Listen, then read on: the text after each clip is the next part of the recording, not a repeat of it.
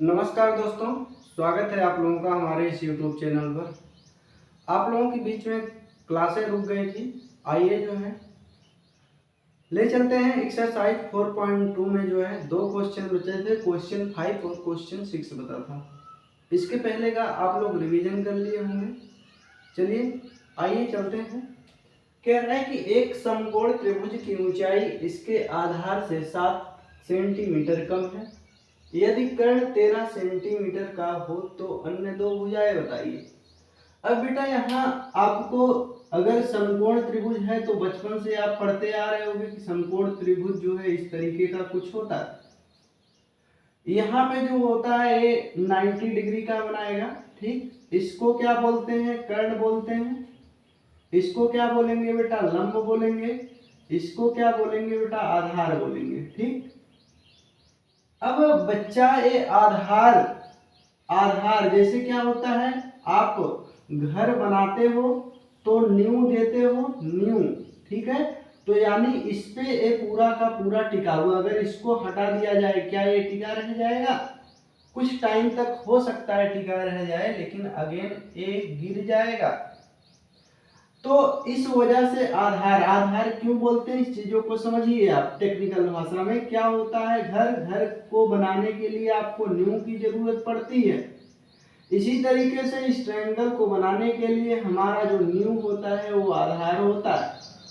और बचपन से बेटा एक फार्मूला आप पढ़ते आए होंगे कि क्या होता है, कर्ण का स्क्वायर बराबर होता है लंब का स्क्वायर प्लस आधार का स्क्वायर, ठीक। यानी कर्ण का स्क्वायर बराबर लंब का स्क्वायर प्लस आधार का स्क्वायर, ये बचपन से आप फार्मूला पढ़ते आए हो। क्वेश्चन में कह रहे समकोण त्रिभुज की ऊंचाई इसके आधार से 7 सेंटीमीटर कम है।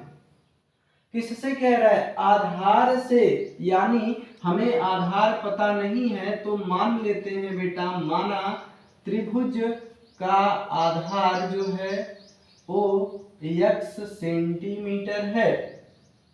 तो हमने क्या किया बच्चा, त्रिभुज का आधार मान लिया x सेंटीमीटर है। अब कह रहा है ऊंचाई आधार से 7 सेंटीमीटर कम है। यानी अगर बात करें त्रिभुज की जो ऊंचाई है वो क्या हो जाएगी? 7 सेंटीमीटर कम, यानी x माइनस 7 सेंटीमीटर। आगे कह रहा है यदि कर्ण 13 सेंटीमीटर का हो, यानी कर्ण दे रखा है क्वेश्चन में 13 सेंटीमीटर। कि बच्चा क्वेश्चन डिफिकल्ट नहीं है। अगर आप क्वेश्चन को डिफिकल्ट वे में ले रहे हो तो ये आपकी जो है गलती है। क्वेश्चन डिफिकल्ट नहीं है, क्वेश्चन को समझिए। क्वेश्चन क्या कह रहा है? क्वेश्चन में कह रहा है कि कोई समकोण त्रिभुज है, पहली बात। दूसरी बात कह रहा है ऊंचाई जो है आधार से 7 सेंटीमीटर कम है। यानी अगर हम तुमसे कहें कि तुम्हारे पास जो पैसा है उससे हमारे पास 5 अधिक है, यानी अगर तुम्हारे पास मान लो x रुपए है तो हमारे पास क्या हो जाएगा? x प्लस 5 हो जाएगा। समझ रहे हो बात को? जितना तुम्हारे पास होगा उससे हमारे पास 5 अधिक होगा। ऐसे इस क्वेश्चन में कह रहा है कि ऊंचाई आधार से 7 सेंटीमीटर कम है, यानी ऊंचाई कुछ होगी। ऊंचाई हमने बेटा x मान लिया। अगर ऊंचाई x मान लिया तो आधार हमने x मान लिया, तो ऊंचाई जो हो जाएगी वो x माइनस 7 हो जाएगी। कर्ण पहले से दे रखा है। अब देखिए बेटा, हमें पता है, हम जानते हैं क्या होता है, कर्ण का स्क्वायर बराबर लंब का स्क्वायर प्लस आधार का स्क्वायर होता है। कर्ण हमारे पास 13 है, 13 का स्क्वायर, लंब हमारे पास x स्क्वायर, आधार क्या है? आधार हमारे पास जो है लंब, यानी ये ऊंचाई जो है बेटा, देखो ऊंचाई यानी जो इसे ऊंचाई को ही क्या बोलते हैं? लंब, यानी इसको क्या कह सकते हैं? लंब कह सकते हैं। यानी जो आधार है लंब है हमारे पास x माइनस 7 का होल स्क्वायर, आधार हमारे पास x स्क्वायर है। अब 13 का स्क्वायर करोगे, 13 गुणे 13 13 गुणे 13 करोगे तो क्या आ जाएगा, अगर 13 गुणते 13 करोगे तो 169 होता है। ठीक है, देखिए 3 त्रिका 9, 3 एकन्ना में 3, इसका इसमें गुणा, इसका इसमें गुणा। ठीक है, एक का फिर 3 में गुणा करोगे, एक का 1 में, क्या आ जाएगा 9, 3 3 6, 169 आ जाएगा। अब यहाँ पे बेटा देखेंगे तो x माइनस 7 का होल स्क्वायर क्या आएगा, तो हमें पता है कि a माइनस बी का whole square A square minus 2ab plus B square होता है। चीजें दिख रही हैं कि नहीं दिख रही हैं? तो यहाँ से क्या हो जाएगा, a की जगह क्या हमारे पास x है और b की जगह हमारे पास 7 है। तो यहाँ से a स्क्वायर यानी x स्क्वायर माइनस 2, a मतलब x, b मतलब 7 प्लस b स्क्वायर मतलब 7 का स्क्वायर यानी x स्क्वायर 7 गुना 14x प्लस 7 सत्ते 49 a आ जाएगा हमारे पास। यानी इसकी जगह लिख सकते हैं x square minus 14x plus क्या 7 सत्ते 49, x स्क्वायर पहले से। अब देखिए यहाँ से 169, 49 को इधर लाएंगे माइनस 49, एक्स स्क्वायर यहाँ से x स्क्वायर यहाँ से 2x स्क्वायर माइनस 14x आ जाएगा। यहाँ से 169 में से 49 घटा लीजिए, क्या मिलेगा 0, 6 में से 4 जाएगा, क्या हो जाएगा 2, 120 आ जाएगा। ठीक, यहाँ आ गया 120। यहाँ 2 अगर कॉमन ले ले तो बचेगा x स्क्वायर माइनस 7x। ठीक, 2 से काटेंगे तो 2 छक 12, 60 आ जाएगा। इसको उधर उठा के ले जाइएगा, x square minus 7x minus 60 बराबर 0, क्योंकि 60 उधर चला गया, इधर कुछ नहीं बचा, 0 आ गया। दिख रहा है? ठीक है, चलिए अब यहाँ से फैक्टर कर देते हैं, क्या हो जाएगा, चीजें यहाँ से क्या हो जाएंगी, ध्यान दीजिए। यहाँ से क्या करना, वही पुरानी बात, क्या होना चाहिए 60x स्क्वायर होना चाहिए। तो क्या लिख सकते हैं, यहाँ पे लिख सकते हैं 12x प्लस क्या 5x माइनस 60 बराबर 0। देखिए 12 में से 5 घटाइएगा 7 आएगा और 12 पचे 60, 2 2 का पेयर करेंगे, x कॉमन होगा, x माइनस 12 आ जाएगा और यहाँ से प्लस 5 कॉमन आएगा, x माइनस 12। यहाँ से क्या करना है, x माइनस 12 दोनों से कॉमन ले लेना है, बचेगा x प्लस 5 बराबर 0।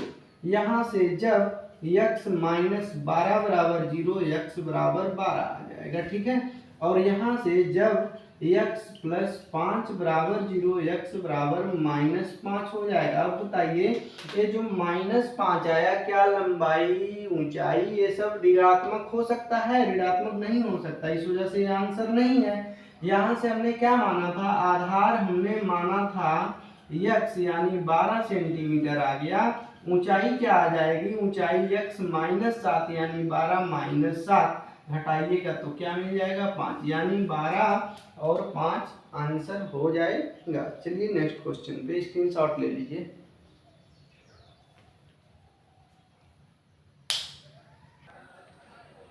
अगला क्वेश्चन है, एक कुटीर उद्योग एक दिन में कुछ बर्तनों का निर्माण करता है।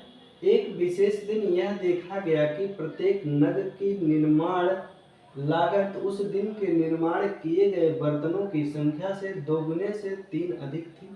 यदि उस दिन की कुल निर्माण लागत 90 रुपए थी तो निर्मित बर्तनों की संख्या और प्रत्येक नग की लागत ज्ञात कीजिए।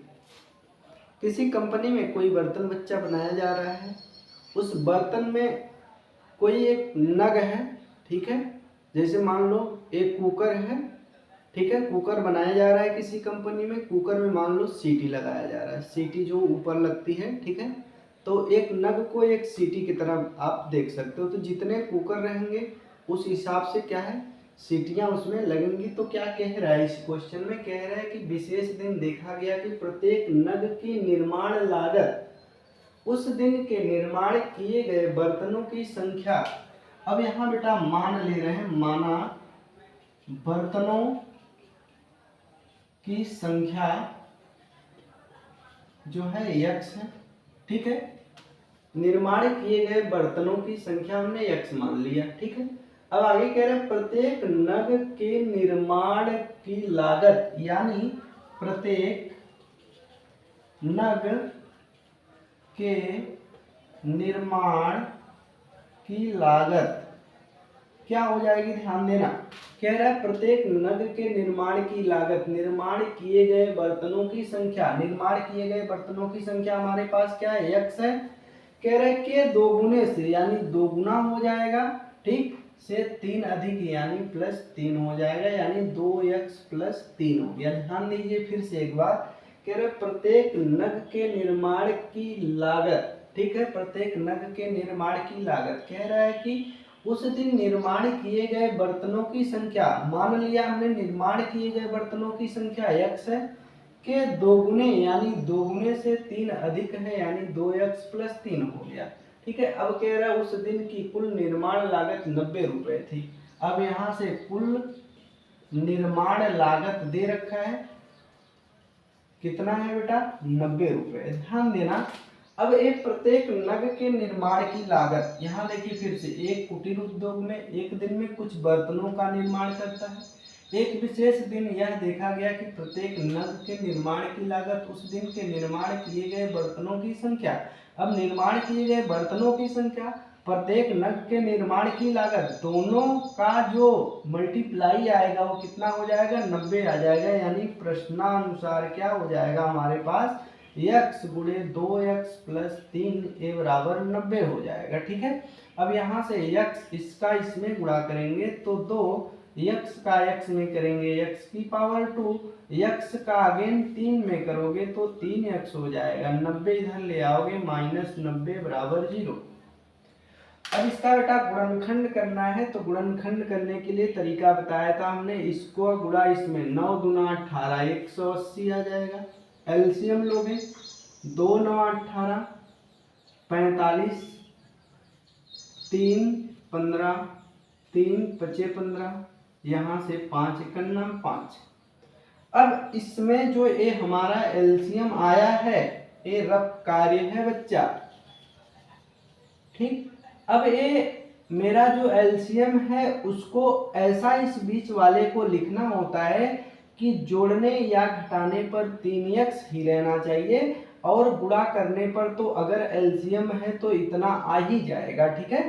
अब 3x को कैसे लिखेंगे तो ध्यान दीजिए, कैसे चेक करें इसमें, अगर 5 तिहाई 15, 3 दूना 6 दूनी 12, यानी लिख दें 2x² प्लस यहाँ लिख दें 15x माइनस 12x, ठीक। देखिए 15 में से 12 घटाइएगा तो 3x आ जाएगा, किसी को कोई दिक्कत नहीं होनी चाहिए, क्योंकि 3x को लिख सकते हैं 15x माइनस 12x, 2 का पेयर बनाएंगे, इन दोनों में से x कॉमन आएगा, बचेगा 2x + 15 बच जाएगा। यहाँ से -6 कॉमन आ सकता है क्या, 6 दूना 12, 6 कन्ना 6 कॉमन आ जाएगा, तो यहाँ से बचेगा क्या, 6 दूना 12, यहाँ से 6 कन्ना 6 पचे 30 बराबर 0। यहाँ से क्या होगा, देखिए माइनस माइनस प्लस हो जाएगा, देख लीजिए चेक कर लीजिए, इसका इसमें कीजिएगा माइनस, इसका इसमें कीजिएगा माइनस हो जाएगा, ठीक है। अब यहाँ से 2x + 15 दोनों में से कॉमन आ जाएगा, बचेगा x - 6 बराबर 0।